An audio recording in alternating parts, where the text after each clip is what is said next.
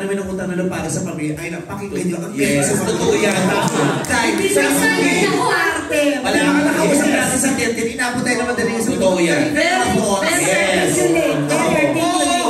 Ang humusay ang kanino, malalim. Sagutin mo, gano'n ka kailan daw tatanawin ng utang na loob?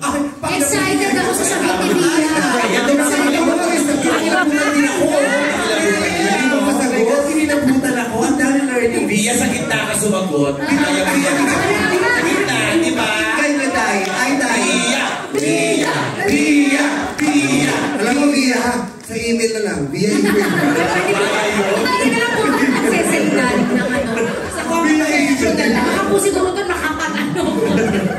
Ako marunong din kumanta yung kumanta ka nga. Yes. Actually, gusto ko lang tanongin ko ano po talagang kulay ng ano ba ganyan. Buka yan. Ang mask. Puro yan din. Ano ba yung tanong kay Bia? Gaskel. Ang ba yan? Wala. Bia, Any change question? Anything. Bia, question daw, magkano rin binibenta mo dati sa set?